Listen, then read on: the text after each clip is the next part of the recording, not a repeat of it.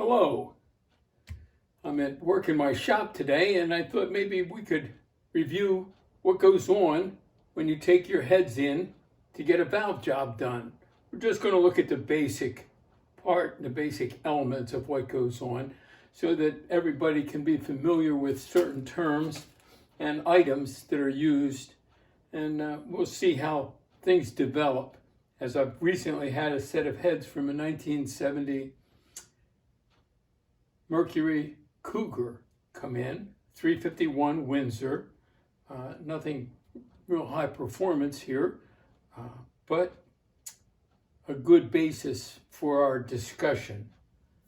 First of all, when a set of heads come in, they're visually inspected and then disassembled. The valve springs have to be compressed.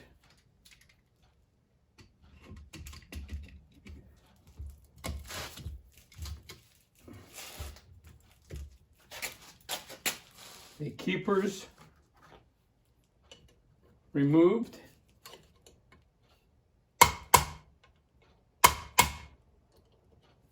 And because they've been on for years, they can be rather tight. And then they can be loose and fall on the floor.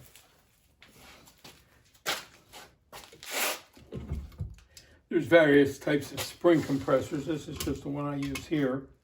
There's the old style that uses the stud as a fulcrum to press on it, and there's pneumatic spring compressors too. Once we get this so that things will move, we remove the seals and the valve comes out. Now, the valve is going to be rather dirty and needs to be cleaned up. There are several types of machines and ways of cleaning parts. Some go in a tank with chemicals. Some can have an abrasive used on them. Some are tumbled with media. Whatever the shop uses, they're going to get them clean so that they can see what they're doing when they're working. Once they're clean, you can see the seat. If you can look closely, this seat is sunk just a little bit. And what needs to be done is, I did one of these here, they need to be put in the lathe back here and turned at a very specific angle, 45 degrees for these. Most engines that I'm working on use a 45-degree angle, but it's always good to check if you're doing it. Some of the 60s Pontiacs used a different angle. So we need to work with the angle both on the seat and here in the head and here on the valve. So we'll need to finish taking this apart. Then we'll show you how we turn these. Once the heads are disassembled and cleaned in the machine shop, they will take a feeler gauge and a straight edge and we'll check the condition of the deck. Deck is what bolts to the block. And usually the best place to check it is right between two cylinders.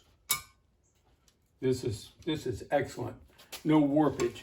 But if it's warped, you check both heads, and the area that's warped the most, you take that much off of both heads so that you have an equal amount on the pair. Now this will slightly reduce the combustion chamber volume, which can bump up your compression slightly, but it's not going to be a big deal. But if it's not machined flat, you can blow a head gasket quickly. Another thing to check, machinists will put a valve in the guides and rock them. A little bit of play is necessary. You want just a slight bit of oil to get down there to lubricate things, but too much will cause it not to seat properly, and it'll allow a lot of oil into the combustion chamber and ruin your mixture and cause problems.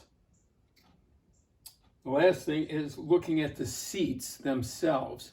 If they're sunk too much, and older sets of heads did not have hardened seats, and that can be a problem because they've done away with lead decades ago. The lead was what was used as a lubricant to keep from pounding the seats out. So looking at older heads, be sure to check the seats. They may need seats replaced. Hardened seats are installed by milling out the area where the seat goes, chilling the new hardened seat in a freezer, and then pressing it in. Then as it warms up, it expands and it's locked in place, hopefully, for the rest of the life of the engine. And that's a few things that have to be checked at the machine shop.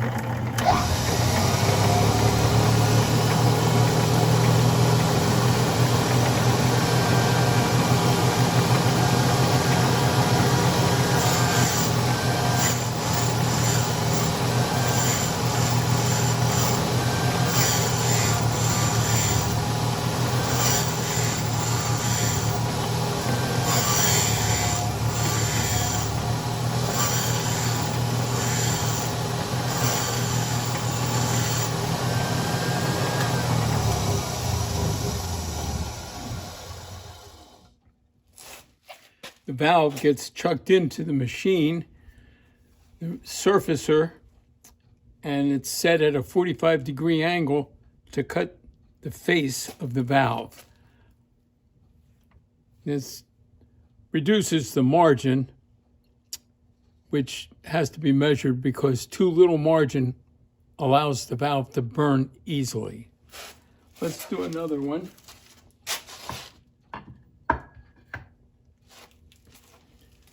We see, to begin with, the area where the valve meets the seat is sunk.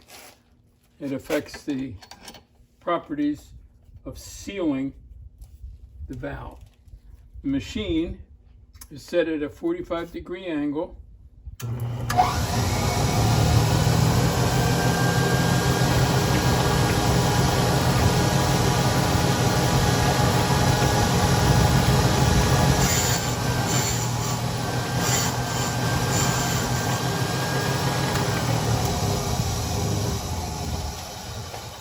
When it first starts to cut, it cuts the outer edges.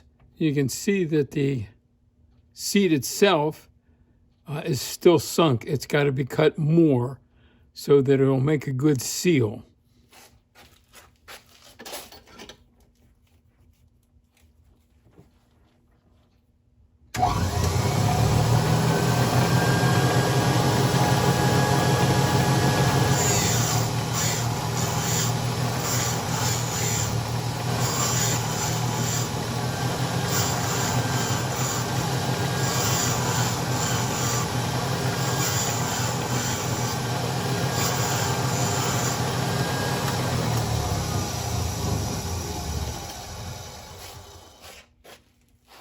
This one has a good cut all the way around.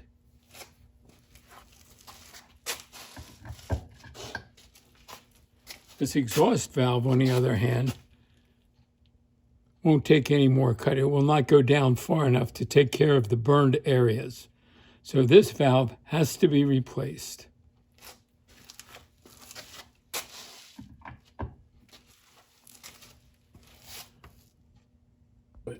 If at all possible. Wait a minute, do I just hold it in or what? No, just click it once. I clicked it. Okay, well, we'll try it.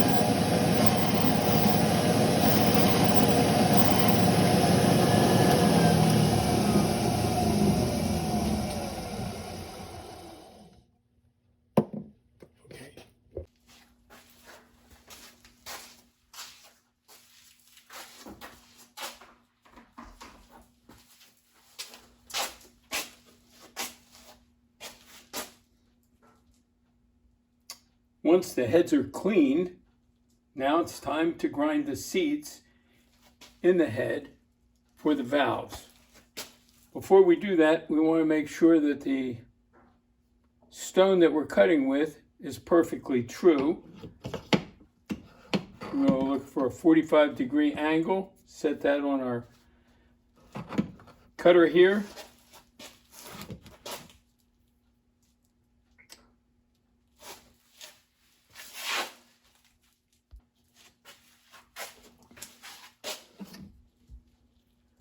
Once the heads are cleaned, then it's time to grind the seats. Now first we put in the guides.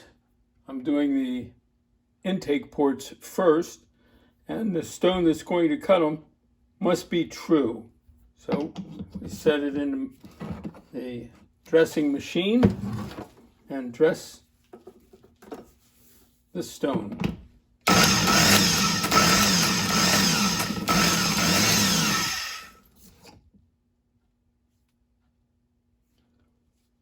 A little bit more.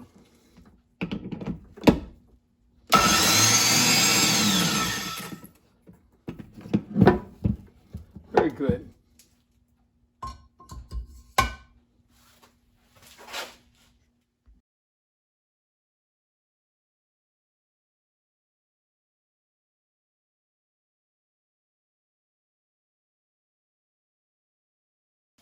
Now, the valves have all been cut, and the seats have all been cut.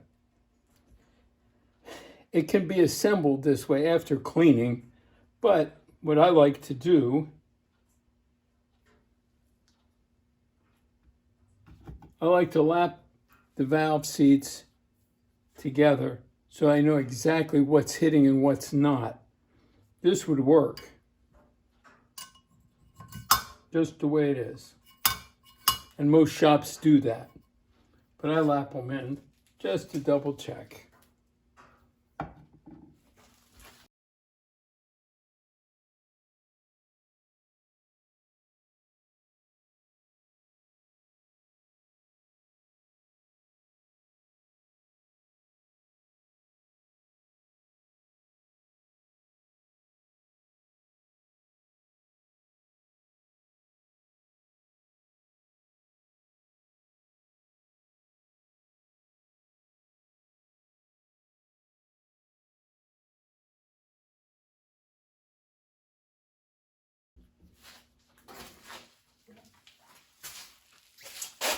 Okay, that's got the valves lapped in, and we've got good seats. You can see where the contact is being made. This one you can see a little better, maybe. And same down in the head. Now, you may have noticed I skipped one valve because that's the one that's burned. I've got a burned exhaust valve in each head, and they're on order, but they're not in yet. So we have to wait on that. But then that's pretty much it, except for washing everything off, cleaning it up, blowing it out, drying it off, painting it, and then reassembling it.